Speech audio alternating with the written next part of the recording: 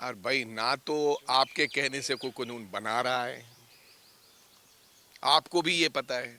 आपने तो खाम खा पंजाब का पैसा लुटाना है, बाहर ले जाके बसें ले गए, किराया भर दिया, एमएलए गए हैं, राष्ट्रपति को मिले होंगे, होटलों में ठहरे होंगे।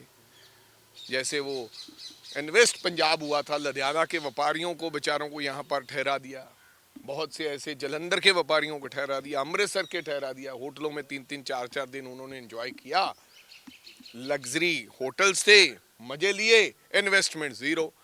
वही रिकॉल वाली बात है, उससे कुछ निकलने वाला तो है नहीं।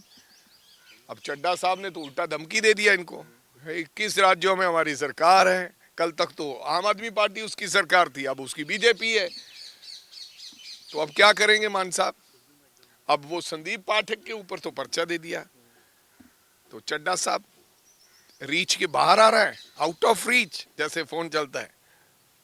तो मेरे कहने का मतलब, क्यों बेवकूफ बना रहे हो? जो गए वो गए, कमर्शियल लोग थे, वो पैसे वाले लोग आपने बनाए थे, और इस राज्य के वो है ही नहीं थे, इस राज्य से उनको प्यार ही नहीं था।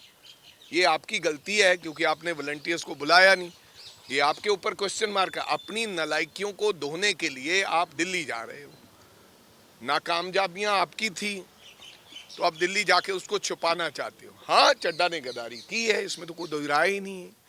ये तो बड़ा क्वेश्चन मार्क एक राजनीतिक व्यक्ति के ऊपर लगा है। इसका इतना कुछ लेने के बावजूद भी बंदा ऐसे भग जाए तो उसको भगौड़ा कहते हैं पंजाबी में। आपके अकॉर्डिंग बननी चाहिए वैसे ऐसा कानून? क्या राइट टू रिकॉल का? भाई, ये कानून की मांग देखो, हमारी पार्टी कितनी पुरानी है। हमने कभी ऐसा, पहली बात तो भागता नहीं है, अगर कोई एक आधा भाग भी जाए हमारा तो हम कहते गया तो गया भाई। ऐसे आदमी को रख के करना क्या है, गया तो गया, तो बन जाए ना बन जाए हमारे लिए एक बराबर है। वनिक साहब, बंगाल जीत के बाद बीजेपी अब कह रही है कि पंजाब की बारी है। बंगाल मुख्यमंत्री ने की है कि कानून बनना चाहिए, राष्ट्रपति को मिलते, किस तरीके से देखते? और भाई ना तो आपके कहने से कोई कानून बना रहा है, आपको भी ये पता है। आपने तो खाम खा पंजाब का पैसा लुटाना है, बाहर ले जाके बसें ले गए, किराया भर दिया, एमएलए गए हैं, राष्ट्रपति को मिले होंगे, होटलों में ठहरे होंगे। जैसे वो इन्वेस्ट पंजाब हुआ था, लुधियाना के व्यापारियों को बेचारों को यहाँ पर ठहरा दिया, बहुत से ऐसे जलंधर के व्यापारियों को ठहरा दिया, अमृतसर के ठहरा दिया, होटलों में 3-3 4-4 दिन उन्होंने एंजॉय किया, लग्जरी होटल्स थे, मजे लिए, इन्वेस्टमेंट जीरो। वही रिकॉल वाली बात है, उससे कुछ निकलने वाला तो है नहीं। अब चड्डा साहब ने तो उल्टा धमकी दे दिया इनको, 21 राज्यों में हमारी सरकार है, कल तक तो आम आदमी पार्टी उसकी सरकार थी, अब उसकी बीजेपी है, तो अब क्या करेंगे मान साहब। अब वो संदीप पाठक के ऊपर तो पर्चा दे दिया, तो चड्डा साहब रीच के बाहर आ रहा है, आउट ऑफ रीच, जैसे फोन चलता है। तो मेरे कहने का मतलब, क्यों बेवकूफ बना रहे हो? जो गए वो गए, कमर्शियल लोग थे, वो पैसे वाले लोग आपने बनाए थे, और इस राज्य के वो है ही नहीं थे, इस राज्य से उनको प्यार ही नहीं था।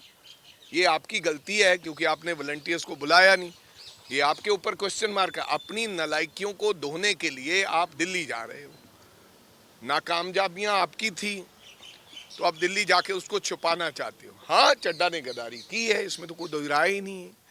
ये तो बड़ा क्वेश्चन मार्क एक राजनीतिक व्यक्ति के ऊपर लगा है। इसका इतना कुछ लेने के बावजूद भी बंदा ऐसे भग जाए तो उसको भगौड़ा कहते हैं पंजाबी में। आपके अकॉर्डिंग बननी चाहिए वैसे ऐसा कानून? क्या राइट टू रिकॉल का? भाई, ये कानून की मांग देखो, हमारी पार्टी कितनी पुरानी है। हमने कभी ऐसा, पहली बात तो भागता नहीं है, अगर कोई एक आधा भाग भी जाए हमारा तो हम कहते गया तो गया भाई। ऐसे आदमी को रख के करना क्या है, गया तो गया, तो बन जाए ना बन जाए हमारे लिए एक बराबर है। वनिक साहब, बंगाल जीत के बाद बीजेपी अब कह रही है कि पंजाब की बारी है। बंगाल